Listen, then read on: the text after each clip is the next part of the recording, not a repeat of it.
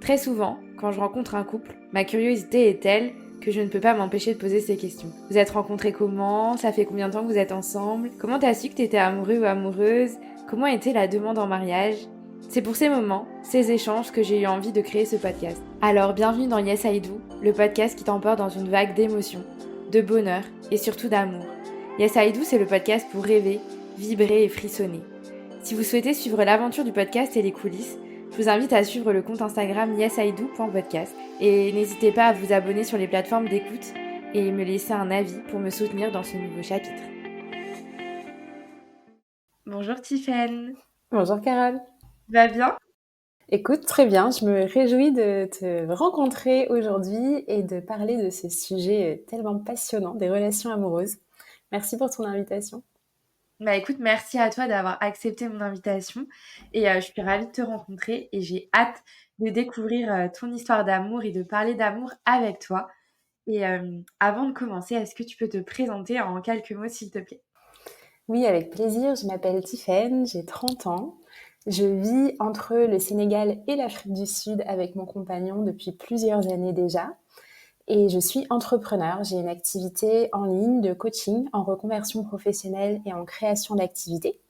Donc j'accompagne des personnes qui sont plus épanouies dans leur vie professionnelle, qui veulent avoir un métier qui a plus de sens, à oser se reconvertir ou entreprendre dans une activité à impact positif.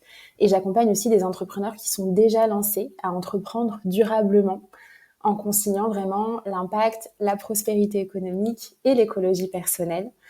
Voilà, puis j'ai une activité multifacette où j'organise des retraites au Sénégal. J'ai moi-même un podcast qui s'appelle Oser l'aventure d'être soi. Tu verras à travers notre épisode que je suis une grande amoureuse de l'aventure. Et voilà, j'œuvre pour ce qui me passionne et je suis les élans de mon cœur. Génial. Bah écoute, merci pour cette belle présentation et je pense que déjà le fait que tu vives entre le Sénégal et l'Afrique du Sud, ça montre déjà un grand amour pour l'aventure. Et là, j'aurais même déjà 1 milliard de questions à te poser par rapport à tout ça. Mais écoute, ça viendra peut-être au fil de notre discussion et peut-être que justement le fait que tu vives en Afrique a un lien avec ton histoire d'amour. Alors je ne veux pas me spoiler, mais en tout cas, je pense qu'il y aura quelques questions par rapport à ça parce que ça m'intéresse énormément et je pense qu'on apprend aussi beaucoup sur soi et sur l'amour, aussi sur enfin, par rapport au lieu où on habite et comment en fait on évolue à travers de nouvelles cultures, etc. Donc voilà. Complètement. Écoute, avant de parler de ta relation, de ton histoire d'amour, je pose toujours cette question pour commencer les épisodes. C'est quand tu étais petite, donc là on va vraiment faire un retour dans le passé. Et quand tu étais petite, c'était quoi pour toi l'amour? C'était quoi ta vision de l'amour? Est-ce que tu rêvais du grand amour, du prince charmant, de toutes ces choses-là, ou pas forcément? Mmh. Merci pour ta question. Moi, je dirais en réalité, pas forcément. Alors, je pense que dans le fond, on aspire toutes et tous à être aimés durablement, rencontrer l'amour et être aimés. Mais moi, j'ai grandi dans une famille où il y avait beaucoup d'amour, mais il y avait aussi beaucoup de conflits.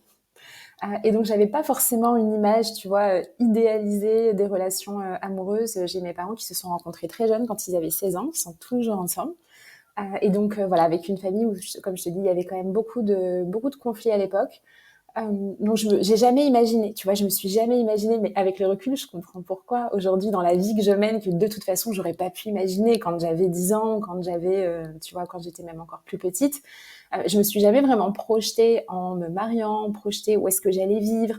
Ça me paraissait complètement déconnecté parce qu'en fait, je pense que je me projetais pas dans mon écosystème, tu vois, de l'époque. Et avec le recul aujourd'hui, ben, je comprends pourquoi, parce que c'est une toute autre destinée de vie et de relations aussi amoureuses qui m'attendait. Et je ne le savais pas à l'époque. Bah, je comprends du coup et c'est sûr que forcément, on peut pas s'imaginer ce qui nous attend plus tard et comme tu le dis, bah, là, la vie que tu mènes aujourd'hui, à 10 ans, c'était, peut-être même inenvisageable d'imaginer ça, tu vois? Donc c'est fou aussi ce que la vie, nous réserve et du coup, est-ce que cette, vision-là, ta vision de l'amour, est-ce qu'elle a évolué au fil, des années ou ça a été un sujet qui n'a pas forcément été, «important» entre guillemets dans ta vie? Alors je parle vraiment de l'amour, des relations amoureuses Mmh. ou, tu vois, entre, le collège, l'adolescence, puis, le début de ta vie, d'étudiante. Est-ce que cette, vision de l'amour, elle a évolué? Oui, complètement, ça a évolué et moi, les relations amoureuses, c'est vraiment un thème qui me passionne, sur lequel j'ai énormément lu, sur lequel je me suis beaucoup formée aussi ces dernières années parce que je trouve que c'est fascinant et que c'est vraiment un espace en fait de rencontre de soi. Et moi, je suis passionnée depuis des années par la transformation personnelle, le déploiement personnel, etc. Et l'espace du couple, en fait, c'est vraiment un espace qui permet ça, parce que à travers la rencontre de l'autre, on va venir activer des zones de friction, on va venir activer aussi parfois des blessures, des choses qui vont venir se réveiller à l'occasion de l'autre. Et donc pour moi, ça a été vraiment précieux sur mon chemin d'apprendre à décoder en fait les relations amoureuses pour mieux comprendre ce qui s'y joue et pouvoir en fait évoluer dans une relation amoureuse qui soit saine et qui permette à chacun de s'épanouir. Donc ça a énormément évolué évidemment au fur et à mesure des années. Euh, voilà ce que j'aurais envie de te partager, mais en tout cas, je pense qu'avant, j'avais une vision du couple qui était peut-être comme un objectif en soi, tu vois, dans une vie, de rencontrer une personne qui nous correspond et de faire un bout de chemin avec elle. Et maintenant, j'ai plus cette vision du couple comme vraiment un espace de réalisation de soi et de comment est-ce qu'on va pouvoir se déployer, en fait, chacun individuellement et aussi ensemble à travers la relation. Et c'est vraiment un espace pour moi d'aventure, tu vois, sacré, qui nous permet de profondément en fait d'être nous. Mmh. Bah, écoute, ouais, c'est une très belle vision. Hein, ça se sent que, tu vois, ça a été un travail, sur, des années peut-être, pour, justement comprendre, un peu cette, qu'est-ce que c'était vraiment l'amour et les relations et comment, bah, comme tu dis, trouver, comment on peut s'épanouir au sein d'une relation, sachant qu'on est 2 et que, on va, bah, probablement, bah, rencontrer des difficultés à un certain moment parce qu'on n'est pas enfin, on est 2 personnes et 2 entités différentes, quoi. Ouais, complètement. Comment s'épanouir? Et pour moi, c'est vraiment ma grande quête, hein. C'est aussi pour ça que mon podcast s'appelle Oser l'aventure d'être soi. C'est comment réussir à être soi en présence de l'autre. Là où tu vois, dans ma précédente relation amoureuse, dans laquelle je suis restée 6 années tout de même, il y avait tellement de choses qui me convenaient pas, mais que je ne disais pas, que je n'exprimais pas, parce que j'avais très fort codé un petit peu tu sais, ce syndrome du people pleaser, qui a envie de faire plaisir, qui n'a pas envie de décevoir, qui n'a pas envie de faire de la peine, voilà, qui a de la difficulté à communiquer ses besoins, ses limites.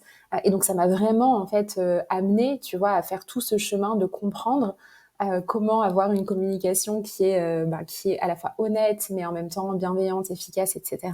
Et puis vraiment faire le chemin de pouvoir être soi dans la relation. Et c'est un long chemin, c'est un très beau chemin. Ça, je te rejoins totalement et tu penses enfin, tu dirais que, aujourd'hui avec, du recul, que c'est cette relation qui t'a permis justement de faire évoluer ta vision de l'amour et justement te rendre compte que maintenant, à partir de maintenant, tu n'as plus envie de, te mettre de côté pour ta relation, mais plutôt de, t'épanouir dans ta relation en trouvant qui tu es toi-même, quoi? Mmh. Alors, je dirais vraiment que c'est ma relation actuelle dont on va parler qui m'a fait prendre conscience de cette vision-là que j'ai aujourd'hui, mais que la relation précédente m'a fait comprendre de ce que je ne souhaitais plus, tu vois? Ce que je ne souhaitais plus vivre, et aussi l'importance, en fait, et peut-être qu'on en parlera, mais cette idée que finalement l'amour ne suffit pas si on n'a pas aussi une vision et un projet commun, tu vois? Dans notre relation. Parce que ça nous permet d'avancer ensemble dans la même direction. Et parfois, il y a beaucoup d'amour, mais il n'y a pas vraiment de vision, de valeur ou de projet commun. Et moi, j'étais finalement dans une relation en fait qui correspondait pas du tout à mon projet de vie. Moi, j'aspirais à partir vivre à l'étranger, avoir cette vie d'aventure, donner mon meilleur, devenir entrepreneur, plein de choses, tu vois, que j'avais un grand potentiel que je sentais à l'intérieur de moi, mais qui ne s'exprimait pas du tout finalement à travers cette relation parce que justement, je n'osais pas pleinement être moi. Voilà. Donc, je dirais que c'est vraiment ma relation actuelle qui m'a ouvert, tu vois, ce champ des possibles et cette vision des relations amoureuses.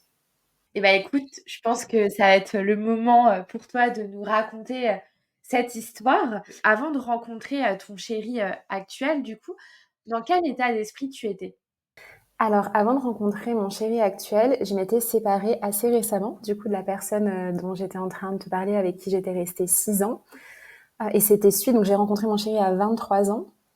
Et à l'époque, je revenais de 6 mois, en fait, où j'étais partie étudier en Malaisie. Et c'est vraiment ce moment de ma vie, en fait, où je me suis retrouvée seule face à moi-même, face à mes propres questionnements, face à mes propres doutes aussi, que j'ai conscientisé que la relation dans laquelle j'étais ne me convenait pas du tout. Ça a été très difficile de me l'admettre à moi-même en premier. Parce que, et moi, à cette époque-là, tu vois, j'avais l'impression même que je me revois lire des livres sur l'intuition en me disant, mais ça n'existe pas, ça fonctionne que pour les autres, etc. Mais parce qu'en fait, mon intuition me criait quelque chose que je refusais absolument d'entendre, qui était que cette relation n'était plus du tout juste pour moi. Et donc, en rentrant de ce voyage, quelques semaines après, on s'est séparés. Et moi, j'avais vraiment pris le temps, en fait, de clarifier. Donc, dans quel état d'esprit j'étais. J'avais pas du tout envie de rencontrer quelqu'un maintenant parce que j'avais vraiment envie de vivre pour moi. Et je suis pas du tout, tu sais, parfois il y a des personnes qui ont vraiment ce besoin d'être à deux pour se sentir, on va dire, complète. Moi, pas du tout. J'avais plein d'aspirations, j'avais envie de voyager, j'avais plein de rêves. En revanche, et je pense que c'est pour ça que ça a fonctionné, j'étais très au clair sur ce que je désirais vivre. Et pour moi, c'est un petit peu les secrets, tu vois, de la manifestation, c'est d'avoir une intention qui est hyper claire et en même temps d'être complètement détaché du résultat. Et donc, Erwan, mon compagnon actuel, est rentré dans ma vie 4 mois seulement après cette séparation, alors que c'était pas du tout, tu vois, mon intention. Oui, mais comme tu dis, quand tu es au clair, et ça, c'est vraiment une leçon que je retiens au global, c'est-à-dire par rapport à ma vie, par rapport à la vie de mes proches et par rapport à tous les épisodes du podcast. Mais plus on est au clair avec ce qu'on désire, sans être dans l'attente d'eux, et ben plus on va l'attirer à nous. Et après, il y a un moment où ça arrive et voilà, on est prêt, entre guillemets, à... Enfin non, on est prêt tout simplement à accueillir cette relation parce qu'on sait ce qu'on veut en fait. Exactement. Et du coup, comment Erwan est rentré, dans ta vie? Alors écoute, à l'époque, je travaillais, donc je faisais mon stage de fin d'études et je travaillais pour la direction développement durable d'une grande entreprise de tourisme française, donc je travaillais à Paris. Et j'ai eu l'opportunité avec une collègue qui m'a parlé d'un projet à l'époque qui s'appelait les congés solidaires et qui était la possibilité pour les salariés en bureau de poser une semaine de congé dédiée à une association partenaire de la fondation d'entreprise. Et j'ai candidaté et j'ai été sélectionnée très rapidement, alors qu'il y a peut-être 1 ou 2 départs seulement par an. Tu vois, c'était vraiment le destin. Que moi, j'étais stagiaire, je faisais mon stage de fin d'études, donc j'étais même pas salariée, j'étais même pas censée avoir une semaine de vacances. Mais il y a eu une espèce de magie, tu vois, de fluidité en fait, qui s'est mise en œuvre, comme s'il fallait absolument que je parte. Et quand j'ai candidaté, on m'a envoyé, en fait, c'était 1 mois après le départ, donc c'était vraiment assez rapide. Et la raison pour laquelle j'avais été sélectionnée, c'est que dans mon parcours, on va dire, personnel, professionnel. Moi, j'ai voyagé, j'ai eu très jeune ce sens de l'aventure. Je suis partie au Ghana quand j'avais 16 ans pour une mission d'aide au développement. Ça a vibré dans tout mon corps. J'ai su à cette époque-là déjà, donc là, ça m'a permis d'avoir la vision que j'avais envie de vivre en Afrique plus tard, un jour quand je serai grande. Et pendant mes études, j'ai été présidente d'une association d'entrepreneuriat social avec laquelle j'ai eu l'opportunité de mener des projets en France et en Afrique, et notamment au Sénégal et en Afrique du Sud. Et donc, tu vois, j'avais déjà cet amour de l'Afrique, cet amour de la gestion de projet. Et donc, pourquoi je te raconte ça? Parce qu'en fait, c'est important dans comment on s'est rencontrés. S'il y a des personnes, tu vois, qui aspirent aussi à rencontrer l'amour et qui se disent, ah, mais c'est quoi un petit peu la recette? Pour moi, aujourd'hui, il y a une chose qui est claire, c'est de suivre profondément l'appel de notre cœur et de ce qui nous fait vibrer, nous. Et moi, je me revois participant à cette mission, tout vibrait à l'intérieur de moi. J'étais à ma place, j'étais vraiment hyper rayonnante parce que je retournais. Et donc, la mission, j'ai été affectée au Sénégal. Donc, je retournais au Sénégal, voilà, dans un contexte en plus qui était hyper cher à mon cœur, etc. Et on m'a proposé donc cette mission au Sénégal, en Basse-Casamance, qui est la région la plus belle du Sénégal, celle dans laquelle j'habite aujourd'hui. Et j'ai posé le pied en Casamance. Je suis tombée littéralement amoureuse de cette région le jour même. Et j'ai rencontré Erwan le soir même, parce que lui travaillait pour la même entreprise, mais du coup au Sénégal, en Casamance. OK. Ah oui, là, Alors je sais pas si tu parles toi de destin ou pas, mais c'est quand même assez fou. Exactement. Moi, souvent, je me dis, c'était pas, je sais pas si c'était un coup de foudre, mais assurément, c'était un coup du destin. Est-ce que tu peux nous raconter cette rencontre et comment, voilà, les premiers regards, comment ça s'est passé? Oui. Donc moi, à l'époque, je venais pour une mission, donc pour des associations partenaires de la fondation, notamment une association qui œuvrait pour l'éducation et une autre qui s'occupait de la santé et de l'éducation à la santé. Et Erwan, à l'époque, il était infirmier. Et donc, il était infirmier pour l'entreprise dans laquelle il était. Donc, c'était le point de référence en matière de santé de l'entreprise. Et donc, en fait, très rapidement, et lui, ce que je ne savais pas, mais lui m'avait repéré déjà à la sortie de l'aéroport, parce qu'il venait chercher, en fait, les clients et les personnes qui arrivaient de l'avion. Et donc, il m'avait déjà repéré. Mais en fait, on s'est retrouvés le premier soir à la même table au dîner, à côté, évidemment, l'un de l'autre. Et on a commencé à discuter. Et assez rapidement, en fait, il m'a dit, bah, écoute, tu sais, moi, j'ai un rêve. J'aimerais traverser l'Afrique à moto, de Paris à Cape Town, donc de France jusqu'en Afrique du Sud. Et littéralement, tu vois, à ce moment-là, j'ai bugué. Je me suis dit, ouh là là là là, toi, tu m'intéresses, tes projets m'intéressent, ce rêve m'intéresse. Et on a commencé à discuter. Et lui, l'Afrique du Sud, c'était vraiment son pays de cœur. Il a découvert que moi, j'y étais déjà allée. Voilà, donc il y a eu, tu vois, cette connexion qui s'est faite très très forte. Et c'est comme ça qu'on s'est, voilà, c'est comme ça qu'on s'est rencontrés. Moi, je restais une semaine sur place, donc tout est allé très vite. Il m'a invité à dîner ou à sortir le lendemain. On a échangé pendant, on a discuté, voilà, comme ça tous les jours, tous les jours, tous les soirs. Parce que moi, la journée, en fait, j'étais occupée dans les associations, mais le soir, j'étais présente dans le resort, en fait, dans lequel on était logés. Et voilà. Et avant la fin de la semaine, on était déjà tombés sous le charme éperdument l'un de l'autre, sous le ciel africain, tu vois, 1 million d'étoiles. Et c'était une belle rencontre. Ah bah, oui, j'imagine. Ça a l'air d'être, ouais, c'est fou en fait, ouais, là je trouve que c'est vraiment, le destin qui nous a réunis. Enfin, c'est je trouve ça ouf, ça fou en fait de se dire que, bah, voilà, c'est par, tu as été envoyé au Sénégal, un pays, que tu chérissais, de tout ton cœur. Tu as rencontré Erwan qui avait aussi un coup de cœur pour, l'Afrique et pour l'Afrique du Sud où tu étais déjà allé. En fait, c'est ouais, c'est comme si, vous vous étiez retrouvés là, pour, vous retrouver, quoi. Exactement. C'est comme si on s'était retrouvés à ce moment-là. Ouais, Ouais. exactement. Et du coup, donc là, tu repars, en France après cette semaine et comment ça se passe, en fait? Comment ça se passe?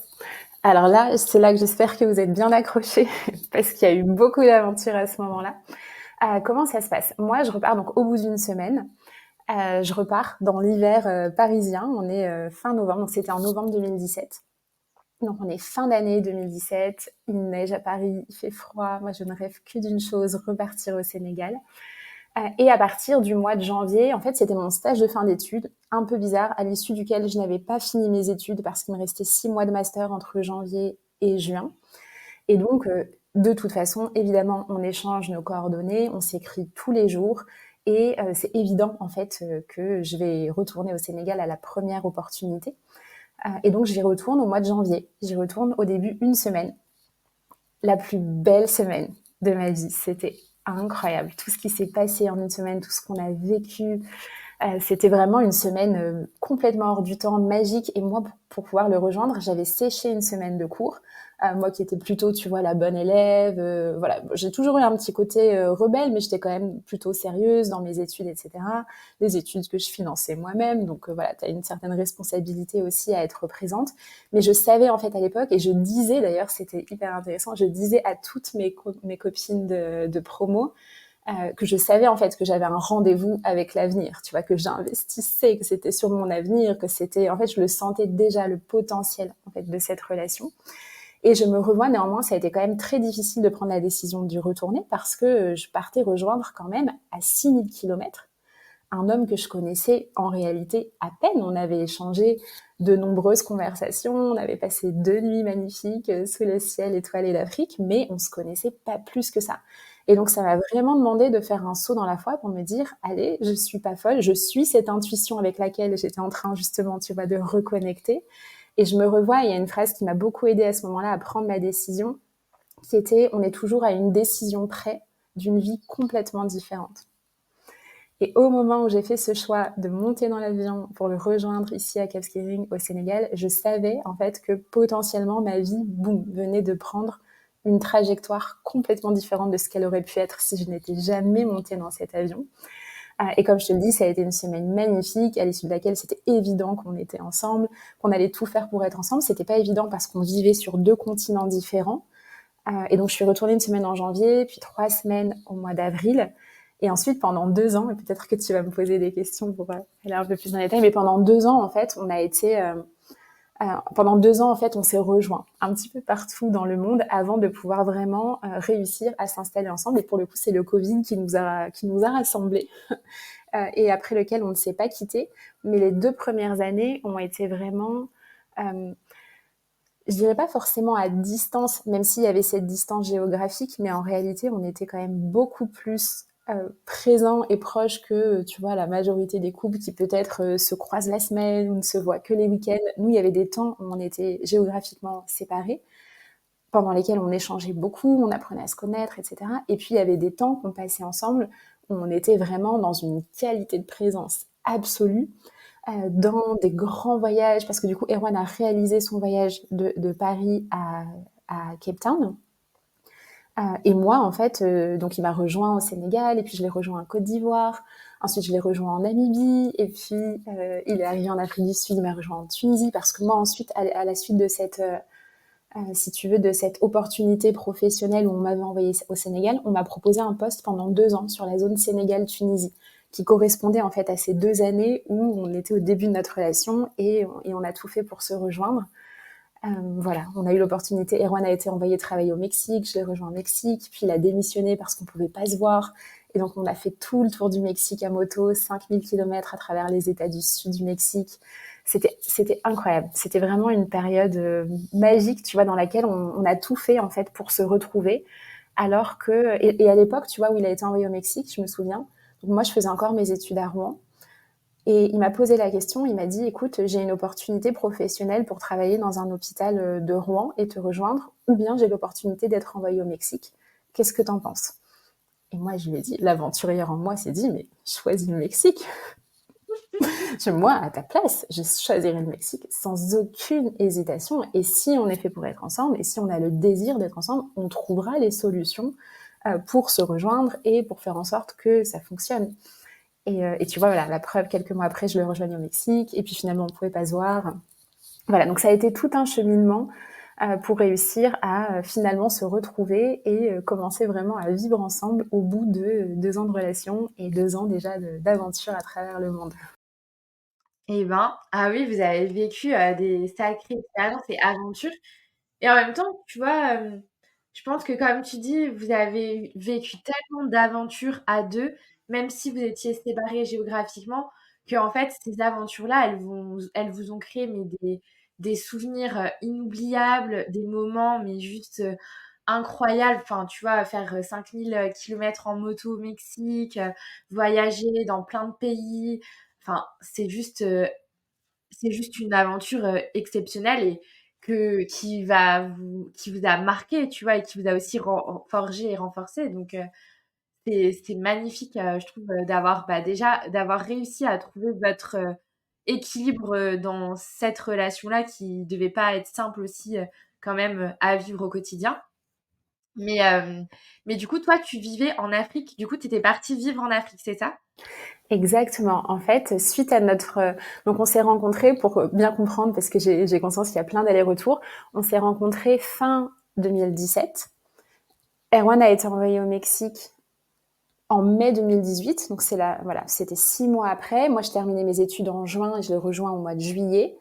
Et puis, on a passé tout l'été, en fait, au Mexique. Erwan est resté 5 mois et moi 3 mois au total. Et en fait, quand on est rentré, je crois, au mois d'octobre 2018. Et moi, j'ai pris mon poste au Sénégal au 1er novembre 2018. Et un mois après, 1er décembre 2018, Erwan démarrait son voyage à moto de Paris à Cape Town, un voyage qui lui a pris quand même 8 mois. Exactement. Donc voilà. Et moi, pendant ces 2 années, j'étais 6 mois au Sénégal en fait et 6 mois en Tunisie. Ah oui, et tu dirais aujourd'hui, avec, le recul que tu peux avoir, qu'est-ce qui a permis, que votre relation se construise et du coup, enfin se construise et se développe dans ces conditions-là, tu vois? Ouais. Je pense que ce qui a permis ça, c'est qu'on s'est autorisé, on avait chacun des rêves au moment où on s'est rencontrés. Erwan, il avait ce rêve de voyage à moto à travers l'Afrique. Moi, je rêvais d'avoir une première opportunité sur le continent africain. Et les deux sont arrivés en même temps qu'on s'est rencontrés. Et on aurait pu faire le choix de se dire, bah, on renonce à nos rêves pour la relation. Mais nous, on a fait le choix d'y aller quelque part all in, tu vois. C'était déjà dès le début, parce qu'en fait, moi, le fait de prendre cet avion et de le rejoindre à 6 000 kilomètres, c'était pas bon, ben peut-être, on verra. C'était vraiment un message, tu vois, fort envoyé à l'univers de j'ai envie qu'on soit ensemble. Et ensuite, on a fait en sorte chacun de pouvoir laisser de l'espace aux rêves et aux projets qu'on avait et de faire en sorte de se rencontrer dans ces espaces-là, quitte à ce que ça fonctionne pas. Et c'est ça, quelque part, y aller all-in, c'est être prêt aussi parfois à tout perdre pour tout gagner. Et tu vois, je me revois à un moment qui a été hyper fort pour moi quand j'ai rejoint Erwan en Côte d'Ivoire. Donc on pourrait dire à la moitié, même pas vraiment, de son voyage. Et au moment où je l'ai rejoint en Côte d'Ivoire, donc c'était magique. On a passé, donc lui, je crois qu'il a dû rester 3 semaines en tout au Côte d'Ivoire, mais moi j'avais posé une dizaine de jours de congé pour le rejoindre là-bas. On a traversé la Côte d'Ivoire à moto, c'est extraordinaire. Et au moment où je monte dans l'avion, je sais pas en fait à quel moment est-ce que je pourrais le revoir. Je sais pas si je le reverrai parce que c'était quand même un voyage où il y avait des risques. Il fallait qu'il traverse le Nigeria, il fallait qu'il traverse le Cameroun, il fallait qu'il traverse le Gabon, il fallait qu'il traverse le Congo, l'Angola. Et je savais pas en fait, est-ce qu'on se retrouvera au Gabon, est-ce qu'on se retrouvera en Namibie, est-ce que sur le chemin il va rencontrer quelqu'un d'autre, est-ce qu'il va avoir un accident, tu vois, en fait il y avait quand même beaucoup d'inconnus. Et je me revois dans cet avion entre Abidjan et Dakar, pleurer, mais pas pleurer du tout de tristesse, pleurer de beauté devant ce que j'avais la sensation de contacter, qui était pour moi vraiment l'amour inconditionnel, d'aimer tellement l'autre, de vouloir tellement qu'il se réalise et qu'il réalise ses rêves, qu'on est prêt à pas le retenir pour qu'il puisse les réaliser.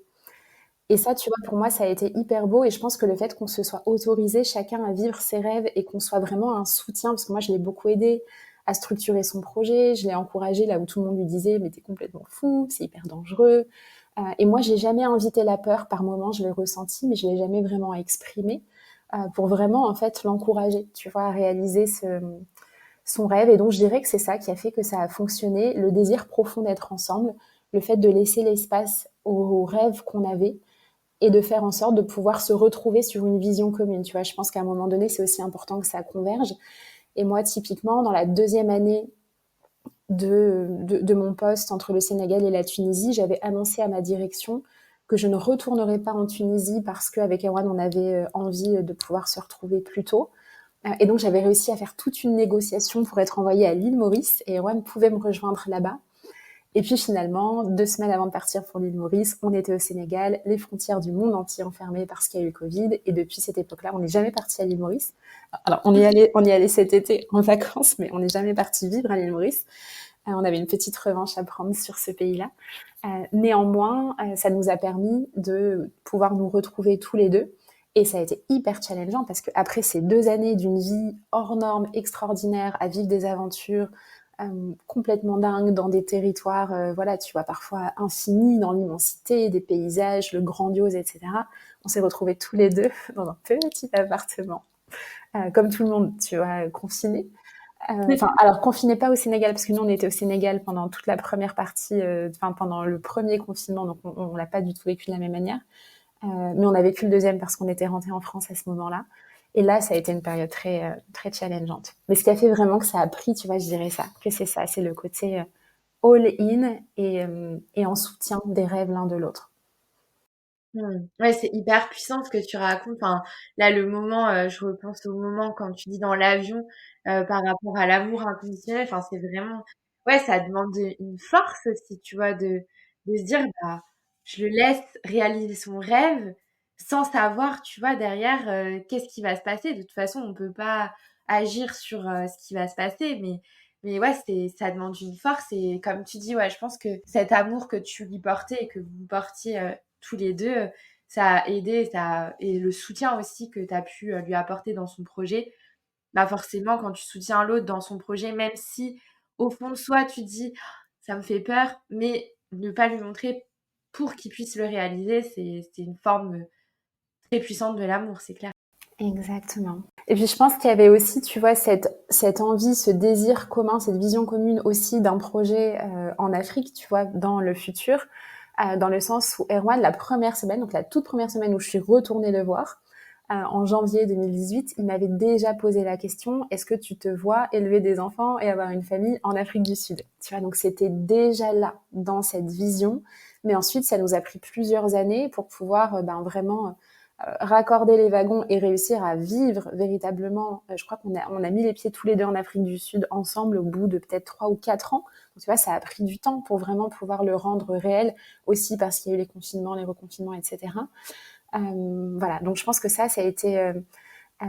ça a fait partie en fait de cette histoire-là. Et puis parmi les ingrédients, tu vois aussi, je dirais, s'il y a des personnes qui nous écoutent et qui peut-être sont à distance avec leur conjoint ou leur conjointe, c'est que moi, j'avais pas la sensation qu'Erwan me manquait quand il était pas là. Et d'ailleurs, je lui disais souvent, je lui disais rarement tu me manques, mais je lui disais souvent tu me combles. Parce que moi, j'étais tellement épanouie. Je vivais aussi mon rêve, tu vois, moi, de travailler en Afrique, de cette activité que j'adorais, etc. Et donc, pour moi, notre relation, c'était vraiment quelque chose en plus, tu vois, ça venait faire déborder ma coupe d'amour, de gratitude, de joie. Et ça aussi, je pense que ça a été un des ingrédients qui a été de pas vivre selon le filtre du manque, le fait qu'on soit séparés, mais de vraiment le vivre comme quelque chose de waouh, extraordinaire. On vit ça et en plus, on est ensemble, on peut le partager et on peut se rejoindre à certains moments pour le vivre ensemble. Mmh. Oui, je vois complètement ce que tu veux dire. Et au moment, du coup, où vous vous retrouvez à vivre ensemble au Sénégal pour la première fois, comment cette transition se passe? Comment cette transition se passe? Ça a été challengeant. Ça a été challengeant aussi parce que, et c'est là en fait que moi j'ai commencé à réaliser que l'espace du couple, c'était un espace puissant de transformation personnelle. Parce que, euh, parce qu'en fait, parfois on quitte une relation en se disant, bah, il y a des choses qui ne nous correspondent pas et on préfère en fait mettre fin à la relation. Mais c'est important de comprendre que certains schémas qu'on n'a pas résolus et qui nous appartiennent, on va les retrouver dans la relation d'après. Parce que c'est ce que nous, on amène dans notre bagage, c'est les conditionnements que nous, on a reçus en tant qu'enfant, en tant qu'adolescent, etc. Et donc moi, notamment, ce masque-là, ce filtre de people pleaser, au moment où on a commencé à habiter ensemble, il est vraiment, tu vois, il est vraiment ressorti, ça a vraiment réémergé. Et donc ça a été sans surprise, je pense aussi parce que moi j'avais beaucoup grandi dans une relation, dans une famille et beaucoup de conflits. Donc la notion de conflit, c'est beaucoup réinvité jusqu'à ce qu'on comprenne en fait et qu'on fasse ce travail, tu vois, de prise de recul, de tiens là, est-ce qu'il n'y a pas un peu une boucle avec des choses qu'on a déjà vécues dans le passé, avec des schémas en fait qu'on a déjà créé en fait et connu dans d'autres relations. Et donc c'est là en fait où on a commencé à faire ce travail. En tout cas, moi, je l'ai vraiment fait en profondeur de prise de conscience, de dépouillement aussi, d'aller observer, tu vois, tous ces endroits où finalement j'osais pas pleinement être moi. Et en fait, Erwan est la meilleure personne, c'est mon meilleur guide, c'est mon meilleur enseignant pour me mettre face à tous les moments où je suis pas profondément dans ma vérité et dans être pleinement moi. Et donc à chaque fois, tu vois, que je suis un petit peu désalignée, boum, en fait, d'une manière ou d'une autre, ça va rejaillir dans la relation. Et c'est normal quand on y pense, hein, parce que si on est désaligné, c'est qu'il y a une forme de tension à l'intérieur de soi, un peu comme un conflit entre différentes parts de soi. Et s'il y a un conflit à l'intérieur de soi, il va y avoir un conflit à l'extérieur de soi. Et donc, tu vois, ça a été tout ce chemin-là qui a été passionnant et aussi challengeant pendant les 2 années qui ont suivi. Et du coup, tu disais que Erwan est ton meilleur guide et qui t'aide, justement dans ces moments-là. Comment t'expliquerais en fait, enfin, tu vois, ça demande, je trouve, une certaine force, et une certaine maturité, tu vois? Pour avoir ce recul, nécessaire pour, se dire, bah, plutôt que, de se dire: «Bon, on va arrêter là parce on se prend trop la tête ou il y a trop de conflits», de justement chercher une solution, pour, régler, ces entre guillemets «problèmes», enfin en tout cas ces challenges comme tu dis, Et comment t'expliquerais que lui, il te permettait ça? Est-ce que c'est parce qu'il avait, un recul peut-être plus approfondi sur les relations? Comment tu expliquerais ça? Ouais, merci pour ta question. Je dirais pas forcément parce qu'en fait, c'est de façon, ça vient créer du conflit, mais de façon, inconsciente. En fait, après, c'est à nous de venir mettre de la conscience à cet endroit-là. C'était pas du tout, comme dans un cabinet de thérapeute: «Alors là, je trouve que tu n'es pas aligné», pas du tout. C'était en mode conflit, on se crie dessus, tu vois? Ou ce ça c'est compliqué et cetera, et c'est moi après qui ai fait ce chemin-là de comprendre, parce qu'en fait, il y a quelque chose qui est tellement facile dans les relations amoureuses, c'est de croire que toute problématique vient de l'autre. Et moi, comme je suis quelqu'un qui a beaucoup d'années de développement personnel à mon actif et que j'ai beaucoup travaillé sur moi, ça vient forcément de toi. Et donc, en fait, les choses ont commencé à changer. Et puis aussi, on vivait une période, tu vois, en tout point qui était vraiment challengeante parce que du coup, on était rentré en France, on n'était plus dans notre pays de rêve. Erwan est allé travailler à l'hôpital public en France, mais c'était un contexte professionnel, des conditions de travail qui étaient en fait éprouvantes, et comme beaucoup de soignants, il a fini par démissionner et par partir. Mais les derniers mois, c'était vraiment hyper difficile aussi pour lui. Donc en fait, tu vois, on était dans un contexte qui était vraiment compliqué. Moi, je venais de lancer mon activité professionnelle, et d'ailleurs, il m'avait beaucoup encouragée à oser me lancer en tant qu'entrepreneur, parce que je savais aussi que c'était quelque part un peu notre porte de salut pour pouvoir retourner s'installer sur le continent africain en étant libre, de pouvoir habiter en fait où on voulait.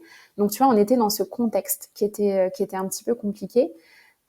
Et pour moi, en fait, la maturité que ça demande pour répondre à ta question, c'est vraiment en fait de reconnaître qu'à chaque fois qu'il y a un conflit ou une problématique, pour moi, c'est jamais l'autre, c'est soi. Et dans la relation amoureuse, en fait, on est responsable à 100% de ce qu'on amène dans la relation. L'autre est responsable à 100% de ce qu'il amène dans la relation. Mais si nous, on est responsable quand même à 100%. Et si nous, on décide de faire le chemin de transformer sa partie à soi, en fait, fondamentalement, on ne peut pas changer l'autre, mais si on change soi, ça change la relation, et c'est à travers la relation que ça va faire évoluer l'autre.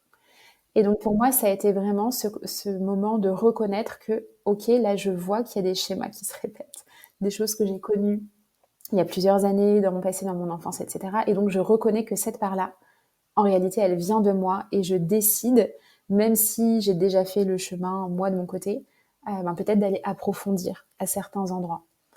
Et ça a été hyper, hyper riche et salvateur aussi, tu vois, pour notre relation.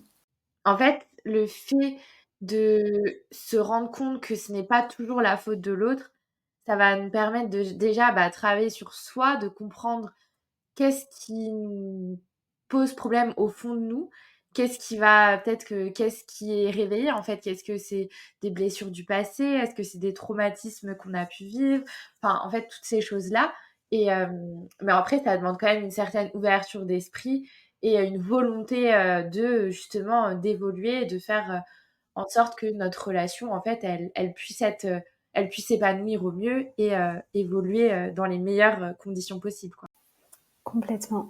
Et il y a un livre qui est rentré dans ma vie à ce moment-là qui m'a beaucoup aidée, peut-être et d'une auteure que peut-être tu connais, Florentine Dolnoy-Wang, qui parle beaucoup des relations amoureuses et de l'espace du couple. Et son livre s'appelle Les clés de l'intelligence amoureuse. Et à ce moment-là, en fait, j'ai compris que elle a une formulation, je crois que c'est d'elle qui dit dans ce livre que les crises dans un couple ne sont pas le signe qu'il faut clôturer la relation, mais bien au contraire qu'il devient passionnant de la poursuivre. Parce qu'en fait, à chaque fois qu'on est dans un moment un petit peu de crise, de conflit, de tension, c'est aussi parce qu'on est en train de passer au prochain niveau de profondeur, d'intimité, de réalisation, d'accomplissement aussi, tu vois, de la relation. Et parfois, ça se fait dans un moment qui est un petit peu, qui est pas toujours agréable. Mais c'est là, en fait, que ça devient passionnant, parce que nous, ce qui s'est passé à la suite de ça, c'est que mon entreprise a décollé, Erwan a démissionné, il s'est reconverti aussi dans ce qui le passionnait depuis toujours, qui était à la fois le côté aventure et à la fois le côté communication audiovisuelle. on est reparti s'installer non seulement au Sénégal et aussi en Afrique du Sud, parce que finalement, pourquoi choisir, étant donné qu'on peut faire les deux. Donc, tu vois, ça a vraiment été aussi un tremplin de se dire, waouh, si on dépasse ça ensemble, quoi d'autre est possible? Mmh. Ouais, c'est sûr. Oui, bah, en fait, ça renforce aussi la relation et ça vous a permis de voir que malgré les moments de conflit, vous restiez soudés, vous aviez envie de continuer ensemble. Exactement, ouais. Et du coup, aujourd'hui, tu dirais, quelles, étapes, vous avez pu vivre, à la suite, tu vois, quand vous êtes partis vous installer, au Sénégal, puis, en Afrique du Sud, quelles, étapes vous avez pu passer, ces dernières, années? Et quels conseils tu pourrais, nous apporter par rapport à, justement, l'évolution d'une relation et comment, tu vois, l'entretenir, tout au long des années, sachant que vous, vous avez commencé justement dans un contexte où vous étiez, en mode, aventure, projet passionnant et cetera et est-ce qu'il y a une transition qui se fait? Est-ce que vous avez continué dans cette phase-là? Tu vois, comment, vous avez, entretenu la suite de votre relation? Ouais, merci pour ta question. De conseils, alors après, je pense que chaque relation est différente, tu vois, et puis il va y avoir des résonances parmi les personnes qui vont nous écouter, donc prenez ce qui vous parle et peut-être délaissez ce qui résonne moins pour vous. Mais je dirais que pour nous, une des clés, ça a été de continuer, et en règle générale, je pense que c'est une clé, tu vois, dans toute relation, mais c'est encore une fois de continuer à rester soi et de pas s'oublier dans la relation, de pas se fondre dans la relation et de continuer finalement à avoir des rêves, à oser se mettre en chemin pour ses rêves.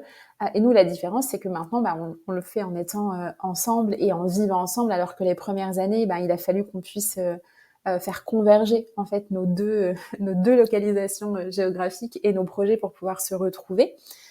Mais en fait, on a continué dans cette démarche-là parce que je te dis, on s'est tous les deux lancés dans notre entreprise. Aujourd'hui, on travaille ensemble. Ça a été un grand step aussi dans notre activité.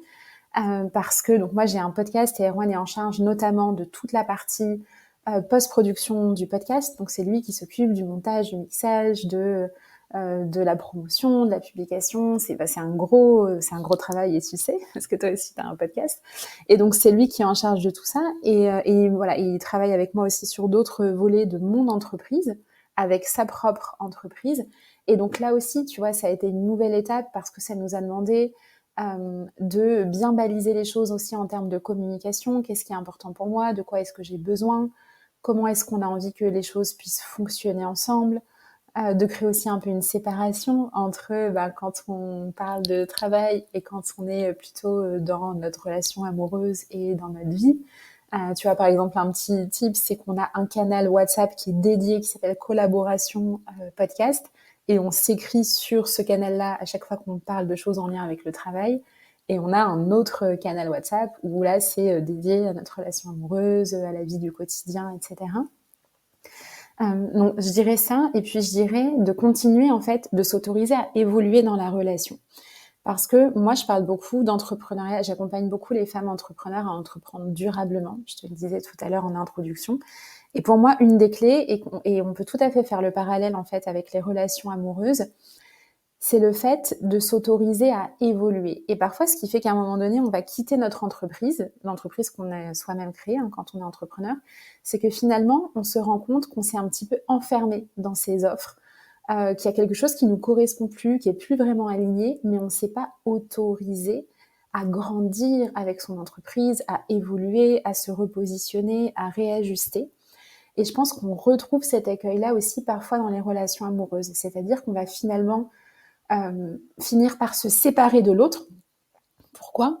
Parce que dans la relation, on s'est séparé de soi à un moment donné. Et du coup, on se dit, il faut que je mette l'autre à distance pour me retrouver. Alors que pour moi, tout le chemin, c'est comment est-ce que je continue à être en relation avec moi, avec mes rêves, avec mes désirs, et m'autoriser en fait à grandir au sein de la relation. Et en ça, pour moi, la relation amoureuse et l'espace du couple, c'est vraiment un terrain, un terreau fertile, propice, extraordinaire pour pouvoir nous permettre de se révéler, mais ça demande d'oser en fait ce grand chemin et cette grande aventure aussi d'être profondément qui on est. Bah, écoute, merci pour, ces partages et et tu vois, là, j'ai une question qui me vient parce que justement, vous avez quand même, aussi alors vous êtes chacun enfin, vous avez chacun vos projets, vos rêves et cetera.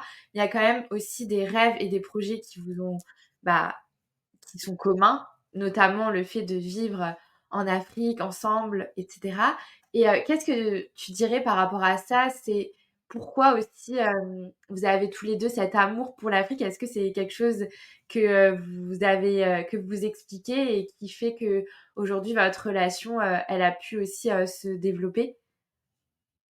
Alors Erwan, je dirais, Erwan, il a des origines africaines dans son sang et dans sa famille. On pourrait même dire, voilà, il a pas encore, on n'a pas encore les passeports africains, mais on pourrait considérer qu'il est africain, tu vois, dans son arbre généalogique.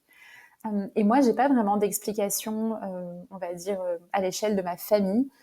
J'ai mon grand-père qui est né en Algérie à l'époque où l'Algérie était une colonie française, mais tu vois, c'est le seul lien. Voilà, lui, il était pied noir espagnol.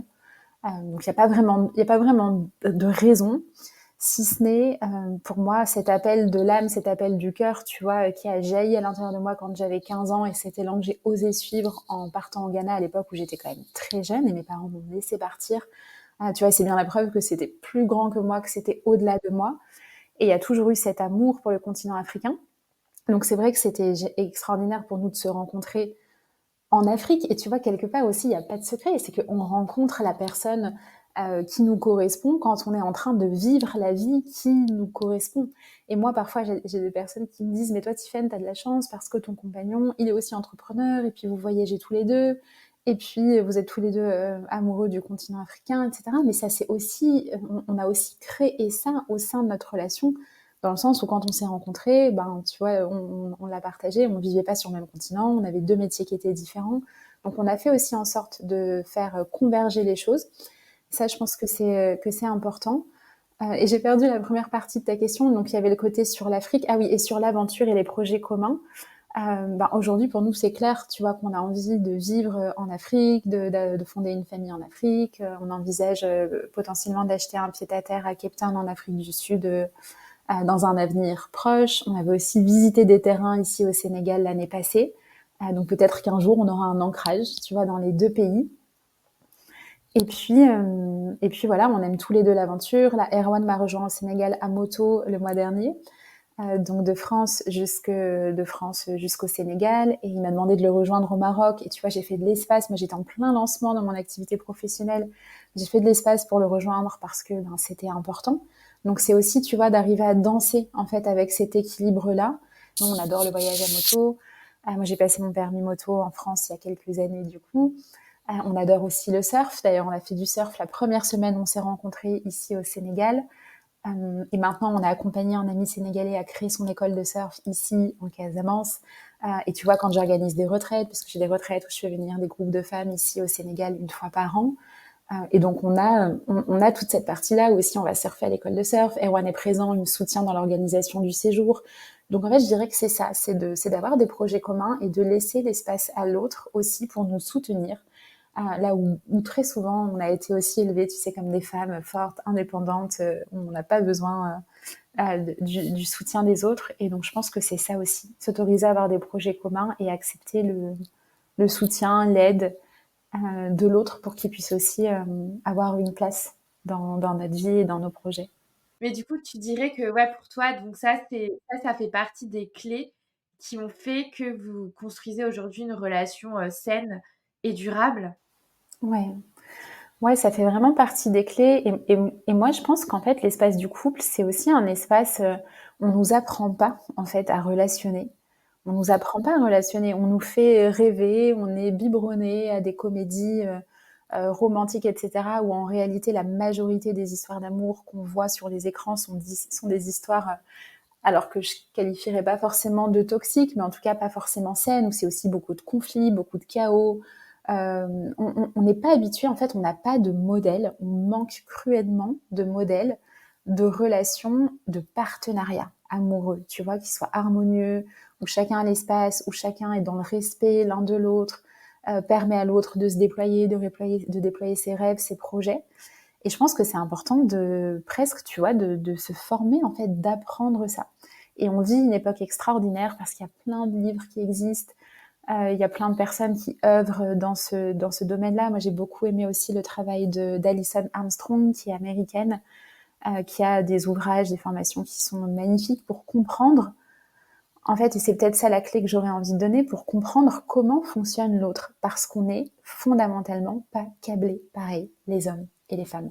Et ça, c'est une réalité biologique, et je pense qu'il faut qu'on se l'admette, et d'arriver à comprendre comment fonctionne l'autre, pour rentrer dans son monde, pour pouvoir répondre encore mieux à ses besoins, lui permettre de répondre encore mieux aux nôtres. Ça, pour moi, ça a été une clé d'apprendre à écouter, parce qu'en fait, trop souvent, on a l'impression que les hommes parlent peu, mais en fait, ils parlent beaucoup si on apprend à écouter. Et ça, pour moi, ça a été aussi une grande clé dans notre relation, c'est de laisser aussi vraiment de l'espace pour l'écoute et pour comprendre en fait le fonctionnement de la personne qui en fait fondamentalement diffère de mon fonctionnement féminin. Ah ça, c'est sûr que on peut pas nier qu'un homme et une femme ne fonctionnent pas de la même manière.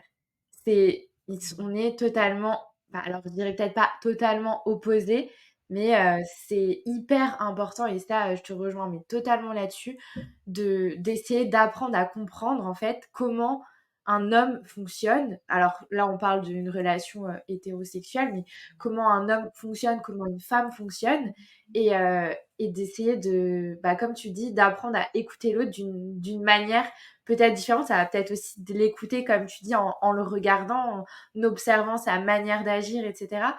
Enfin voilà, de toute façon, c'est un travail, je dirais, peut-être qui est à faire tout au long de sa vie pour, justement, essayer de comprendre au mieux et de, dealer, tu vois, avec les informations qu'on a pour, justement construire cette relation, bah, saine. Parce que le but, c'est de se sentir toujours bien dans sa relation. Ouais, merci pour ce que tu dis, parce que pour moi, c'est vraiment une des clés, tu vois, pour être épanouie professionnellement, personnellement, relationnellement. C'est que c'est vraiment une vigilance, une attention, une intention de tous les jours. Et je pense qu'il y a beaucoup de couples aussi, tu vois, qui finissent par se séparer. On voit aussi, tu vois, que le fait de se marier, parfois, ça produit un peu cet effet inverse. Parce qu'il y a quelque part, il y a quelque chose de l'ordre de c'est bon, le couple c'est bon, maintenant je mets mon attention sur autre chose. Alors qu'en fait, non, ça demande vraiment d'être dans cet ajustement, cette attention, cette qualité de présence constante pour pouvoir rester présent à l'autre et aussi, surtout, présent à soi, parce que c'est ça qui nous permet, in fine, d'être présent à l'autre. Complètement. C'est quelque chose que vraiment j'ai noté cette année par rapport à tout ce que j'ai pu entendre et tout ce que j'ai pu faire comme rétrospective et introspection. Mais on revient vraiment sur le fait que rien n'est acquis et qu'une personne ne nous appartient pas et que même si on est en couple, même si on est marié, qu'on a une famille, en fait, si on prend pas soin de sa relation et qu'on la développe pas tout au long de sa vie, et ben, en fait, au bout d'un moment, peut-être que il va y avoir des choses qui vont être, pas forcément pas réparables, mais en tout cas qui vont, être problématiques dans l'évolution. Mais en tout cas, merci beaucoup, pour tes partages et là, je reviens un peu sur la partie, romance de votre histoire. À quel moment, toi, tu dirais que tu es tombée amoureuse d'Erwan et comment tu as su alors, est-ce que tu te dis alors tu vois, ça, c'est aussi, propre à chacun, mais est-ce que tu te dis: «C'est la bonne personne», «C'est la personne avec qui j'ai envie de passer, la ma vie entière», enfin, comment, tu vois, tu poses des mots là sur cette, rencontre et cette, histoire. C'est hyper ambivalent parce que je pense qu'il y a une part de nous à la fois qui sait tout de suite, qui est plutôt la part intuitive, instinctive, et puis il y a le mental qui se pose plein de questions. Et en réalité, tu vois, je pense que j'ai su tout de suite parce que je me revois en fait au moment de cette conversation qu'on a le premier soir où on se rencontre, où je me dis waouh, et la puissance de ce que j'ai ressenti, tu vois, la première semaine où on s'est rejoint, pour moi c'était évident, c'était évident, c'était évident. Et puis après, il y a la vie, il y a le quotidien qui fait que waouh, par moments on doute et en fait on sait pas, et etc. Aujourd'hui, je dirais que j'ai pas de certitude, mais je sais que j'ai le désir profond de vivre ma vie aux côtés d'Erwan et de tous ces projets extraordinaires qu'on a envie de développer. Voilà, tu vois, j'ai pas de certitude, mais j'ai le désir. Et je pense que c'est bien quelque part de pas avoir de certitude parce que sinon, comme tu le dis, on peut avoir tendance à prendre les choses pour acquises. Et pour moi, c'est vraiment quelque part de choisir et de refaire le choix chaque jour de la relation, de l'engagement, d'être ensemble, de grandir ensemble, de s'épanouir ensemble. Et je trouve aussi que c'est beau de le vivre sous cet angle-là. Complètement. Et est-ce que tu sais, toi, alors Erwan n'est pas là pour en témoigner, mais est-ce que tu sais, toi, de son côté, qu'est-ce qui a fait, bah, quelle a été sa première pensée quand il t'a vu et à quel moment lui il s'est dit ok, Tiffen, c'est la personne avec qui j'ai envie de construire quelque chose une relation, quoi. Ah, c'est difficile parce qu'il est pas là et je sais pas si je peux parler pour lui, mais en tout cas, moi, ce que je sais qu'il m'a déjà raconté, c'est que lui m'a repéré à la sortie de l'avion. Alors que moi, je l'ai vu le soir au dîner quand il s'est assis à côté de moi. Donc, il avait une petite longueur d'avance sur moi. Et en réalité, en fait, après, c'est allé hyper vite, tu vois. Donc, est-ce que... Et je te dis, il m'a posé cette question, ça faisait une semaine qu'on était ensemble. Est-ce que tu te vois élever des enfants et une famille en Afrique du Sud? Et moi, je me disais, ben ouais, carrément. Carrément, mais repose-moi quand même la question quand je serai proche de la trentaine, parce que là, j'ai 23 ans. Mais sur le principe, oui. Euh, voilà, donc je dirais, tu vois, c'est pareil. Je pense qu'en fait, il y a une part de nous qui sait, et ensuite, ça demande quand même, pour moi, de bâtir la relation, de solidifier la relation, de voir qu'on est compatible pour vivre ensemble. Voilà, Bien sûr. mais il y a eu, c'est clair que ça a été hyper réciproque, ce coup du destin, tu vois, et ce qu'on a ressenti tous les deux au moment où on s'est rencontrés. Ça, c'est sûr. Et aujourd'hui, tu vois, il t'avait posé cette question: «Est-ce que tu as envie, de, te marier et d'avoir, des enfants et de vivre en Afrique?» Et aujourd'hui, tu dirais que c'est le cas? Vous êtes pas mariés? On n'est pas mariés. Il m'avait pas parlé de mariage à l'époque dans Ah, il a cette. pas parlé de mariage. Non, c'était avoir des enfants en Afrique. On parle pas spécifiquement, enfin on en parle, mais c'est pas ni un, voilà, c'est ni un objectif, ni un projet d'actualité. C'est un, voilà, on se pose, voilà, la question est ouverte sur la question du mariage. En revanche, sur la question des enfants, oui, ça fait partie des sujets dont on parle et potentiellement j'aime pas forcément parler de projet, tu vois, quand on parle d'enfants, mais en tout cas, ça fait partie peut-être du chemin qui nous attend dans les prochaines années. Et tu vois, je pose toujours cette question, par rapport à l'amour quand on, termine un podcast, mais aujourd'hui, si tu rencontrais quelqu'un qui, ne croit plus en l'amour, qu'est-ce que tu lui dirais? Il y a cette phrase de Rumi que j'adore qui dit: ne cherche pas l'amour, cherche les obstacles que tu as mis entre toi et l'amour. Je sais pas si tu la connais. Elle est très Ah oui. belle. Et du coup, moi, j'irai regarder à cet endroit-là. Tu vois, j'irai regarder quels sont les obstacles que tu as mis, à quel endroit est-ce que tu t'es pas autorisé, où est-ce que tu t'autorises plus à te laisser aimer, où est-ce qu'il y a des peurs, où est-ce qu'il y a des croyances. Tu vois, moi, c'est un peu la casquette de coach aussi qui ressort. Mais j'irai regarder parce qu'en fait, dans le fond, je pense qu'on aspire tous et toutes, tu vois, à être aimés et à aimer durablement. Mais la problématique, c'est que souvent, on a été blessé dans les relations, que ce soit les relations amoureuses, parfois familiales, et que ça crée des protections et des barrières qui nous empêchent d'être en mesure d'accueillir, de recevoir l'amour, d'être prêt à le perdre. Parce que c'est ça aussi la réalité, c'est que toute relation, même le fait d'avoir des enfants, tu mets des enfants au monde, c'est une possibilité, c'est un potentiel de perdre la relation, de perdre un enfant. Donc toute aventure extraordinaire qu'on vit vient aussi avec ce revers de la médaille que ça peut s'arrêter et ça fait peur. Et donc j'irai regarder à cet endroit-là, tu vois, quels sont les blocages et quels sont les espaces où tu t'autorises plus à aimer ou bien à te laisser aimer. Bah, écoute, merci beaucoup pour ce partage et c'est hyper inspirant et je ne connaissais pas cette phrase et je suis ravie de la découvrir du coup parce qu'elle est très, très belle.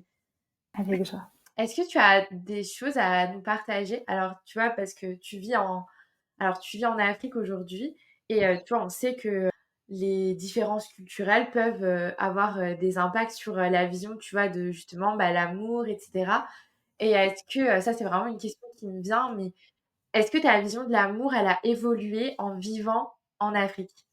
J'adore ta question.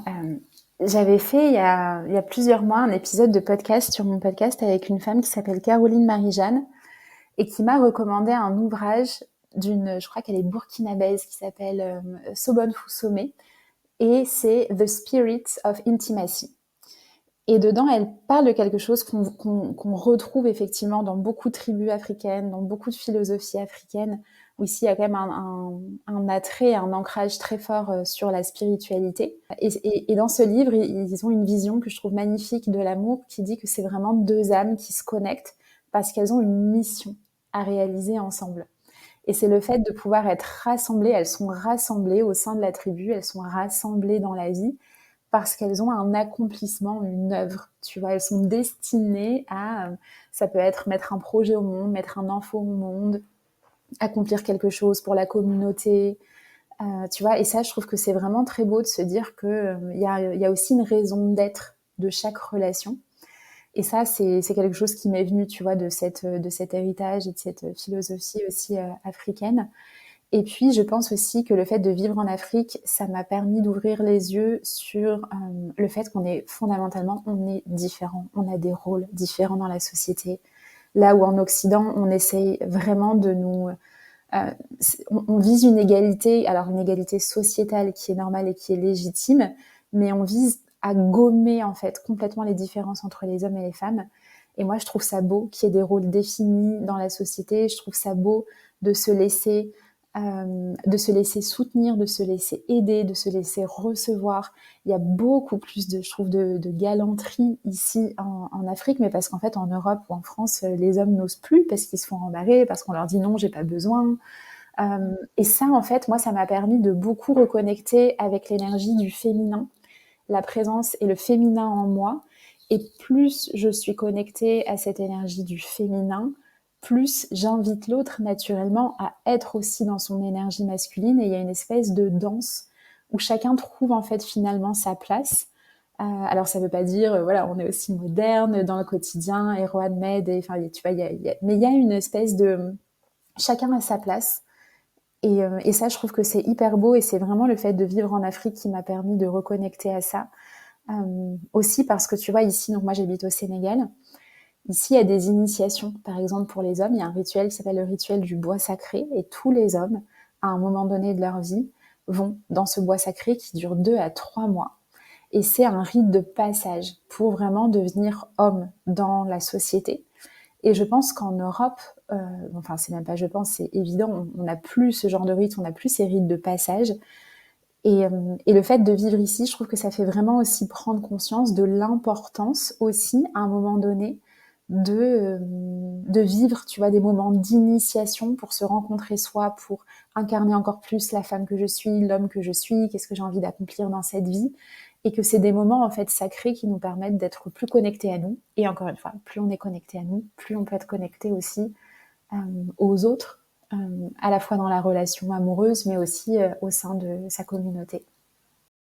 Alors, j'adore ce que tu viens de nous partager et c'est fou parce que j'en parlais, pas plus tard qu'il y a quelques jours avec mon chéri sur, le côté, tu vois, justement, énergie masculine, énergie féminine et vraiment, mais ce que tu dis, mais alors vraiment, j'adore ce que tu viens de nous dire, de nous partager et j'ai envie d'aller encore un petit peu plus loin si tu es d'accord sur le sujet et quels conseils tu donnerais justement aux femmes aujourd'hui pour se reconnecter avec leur énergie féminine? Mmh. Déjà, pour moi, l'énergie du féminin, c'est une énergie qui est beaucoup dans l'être. Là où l'énergie du masculin, c'est une énergie qui est beaucoup plus dans le faire. L'énergie du masculin, c'est beaucoup plus dans le fait de donner. L'énergie du féminin, c'est beaucoup plus dans le fait de recevoir. Or, on vit dans une société où on a tellement voulu être l'égal de l'homme aussi au niveau et à certains égards, évidemment, on a raison, mais voilà, moi je suis assez nuancée, tu vois, par rapport au féminisme moderne et ce qu'on entend aujourd'hui. Donc évidemment, l'égalité salariale, évidemment, l'égalité d'opportunités, évidemment, évidemment. Néanmoins, euh, biologiquement, encore une fois, on est différent. Et le côté de nous demander d'être productive tout le temps, de faire tout le temps, alors que nous sommes des êtres cycliques, organiques, vivants, avec des besoins de pause, de régénération, qui sont aussi, et pour nous, ça se matérialise de façon très concrète via le corps pour nous, les femmes. Et donc, je dirais qu'il y a ce côté-là, pour revenir dans l'énergie du féminin, c'est déjà de ralentir. C'est difficile dans une société où tout est en accéléré en permanence. De ralentir, d'accepter de recevoir de l'aide, d'accepter de se reposer, de se régénérer, en fait de prendre le soin d'honorer ses besoins, d'honorer son corps. Là où trop souvent les femmes, les mères sont beaucoup dans quelque chose qui est sacrificiel, où on se fait passer en dernier. Et comme on n'honore pas ses besoins, on est vraiment dans cette énergie de, en anglais, tu sais, on dit mothering, et le mothering, c'est pas du tout féminin, même quand on est une mère, tu vois, quand on y pense et que tu dis, et parfois on fait ça aussi avec nos partenaires, parfois on fait ça avec notre propre mère, le côté, fais pas ci, fais pas ça, range ci, nanana, c'est pas du tout dans l'énergie du féminin, c'est dans l'énergie du faire. Donc ce serait revenir dans l'énergie de l'être, accepter de recevoir. Ça pour moi c'est une deuxième clé qui est fondamentale parce qu'encore une fois, aujourd'hui, pour moi, et ça c'est une des grandes problématiques pour moi des relations hommes-femmes, en tout cas dans la société occidentale, c'est l'hyper-indépendance des femmes. Parce que on nous a fait grandir là-dedans, on nous a répété, nos grands-mères, sois une femme indépendante, il faut que tu puisses gagner ta vie toute seule, il faut que etc. Mais cette hyper-indépendance, dont parfois on a aussi eu besoin au regard de nos histoires et de ce qu'on a pu vivre dans le passé, aujourd'hui, elle nous dessert. Elle nous dessert parce qu'elle nous empêche de recevoir de l'amour, du soutien, de l'aide, du plaisir, de la joie. Et donc, expanser sa capacité à recevoir et prendre le temps d'honorer ses besoins physiologiques, émotionnels, spirituels. Je dirais que c'est déjà, tu vois, deux grandes clés pour revenir dans cette énergie du féminin, euh, sortir de la tête et revenir vraiment dans le corps. Merci beaucoup pour, encore une fois ton partage et ça, c'est un sujet, bon, je pense qu'on pourrait en parler, pendant encore, des heures, mais je trouve que c'est hyper important et je suis très contente que tu l'aies abordé, du coup, sur le podcast parce que c'est quelque chose dont on n'a pas encore, beaucoup parlé, mais, que j'aimerais justement, développer parce que je pense que ce côté justement de retrouver son énergie féminine, je pense que c'est quelque chose qui est vraiment hyper important et qui va aussi aider dans nos relations. Et je pense que c'est important qu'on s'en rende compte aujourd'hui. Ouais, complètement. Et c'est pas pour rien, tu vois, qu'il y a une épidémie de burn-out et qui touche beaucoup les femmes. Et moi, je le vois parce que j'accompagne beaucoup de personnes en reconversion suite à un burn-out. Et ce que je leur explique vraiment, c'est qu'on peut aussi faire un burn-out d'une activité qu'on aime bien, dans laquelle on a choisi d'entreprendre, etc. Et donc, ce que ça va nous demander, c'est d'apprendre à danser, même dans sa vie professionnelle. En fait, c'est dans tous nos espaces de vie, de danser aussi avec cette énergie du féminin et du masculin, qu'on soit homme ou femme, on a toutes les deux, on a tous en fait cette double polarité à l'intérieur de nous. Et ça demande vraiment de trouver un équilibre, une danse, parce que c'est aussi ce qui nous permet de pouvoir accomplir beaucoup dans une vie, dans une relation, dans des projets, sans s'épuiser. Et ça, c'est important. Oui, c'est sûr. Puis comme tu disais, nous les femmes, on est un cycle et du coup, on vit, chaque mois, des périodes, différentes et en fait, chaque période de notre cycle nous amène une énergie différente donc forcément, bah, alors ça, c'est quand on n'a pas, tu vois, d'hormones, qui vont, masquer, notre cycle mais forcément, on doit aussi dealer, en fait, avec, ces phases-là qui sont, parfois plus complexes que d'autres. En apprenant à se connaître, à connaître son cycle, à connaître comment on fonctionne, ça va aussi nous permettre d'apprendre à, bah, dealer avec nos émotions, à faire en sorte d'être dans cette énergie-là, à ce moment-là, cette semaine-là, je vais être comme ci parce que je sais que je vais réussir à être plus active ou là, je vais ralentir parce que je sais que je suis dans la phase où j'ai besoin de plus de repos, et cetera. Mais ça, c'est aussi un point, alors là, on s'égare un peu du Mmh. sujet, mais qui est super important à connaître, en fait. Ouais. On s'égare, oui ou non, parce que pour moi, ça fait vraiment partie aussi des clés, tu vois, des relations et de l'amour durable. Donc je trouve ça génial, effectivement, que ça se soit invité, qu'on en parle dans ton podcast aujourd'hui. C'est ça.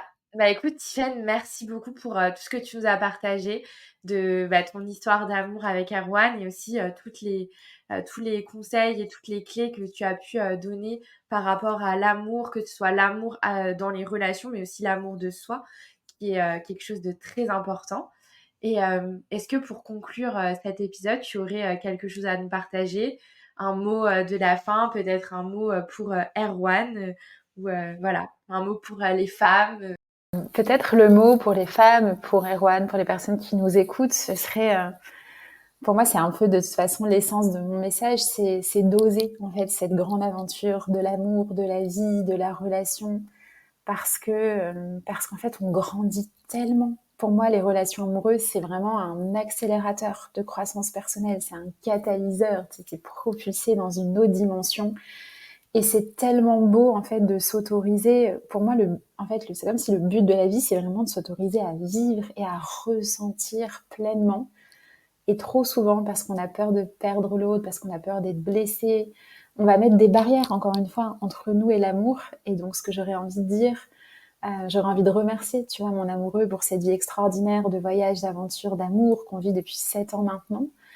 Et aussi de dire aux personnes qui nous écoutent qu'elles s'autorisent et qu'elles n'hésitent pas à y aller all in. Là où trop souvent, moi, ce que je vois dans les débuts de relations aujourd'hui, c'est ah ben j'y vais un tout petit peu, mais en fait on verra. Parce qu'on a peur d'être déçu et donc on va se protéger à l'avance. Je mets juste un pied, je mets juste une jambe, et puis ensuite on verra. Alors qu'en fait, pour moi, ce qui fait qu'une relation, elle prend, tu vois, quelque part, et qu'il y a une espèce de fusion, mais sans être une fusion, parce que l'idée, c'est pas de s'abandonner l'un dans l'autre, mais que vraiment, elle décolle et hop, elle prend, tu vois, sa lancée et sa dynamique. C'est aussi le fait qu'on s'autorise à y aller vraiment, à se rencontrer vraiment, à venir avec tout ce qu'on est, avec tout ce qu'on vibre. Et ce serait peut-être ça, tu vois, le mot que j'aurais envie de donner aux personnes qui nous écoutent. Bah écoute, merci beaucoup Tiffaine. Merci à toi pour ton invitation et de m'avoir invité à parler de ce thème parce que c'est un thème que j'adore, sur lequel on m'interviewe peu souvent parce que souvent c'est plus sur des sujets d'entrepreneuriat, de voyage, d'aventure, alors que j'adore aussi parler d'amour. Donc merci infiniment pour ton invitation. Avec grand plaisir.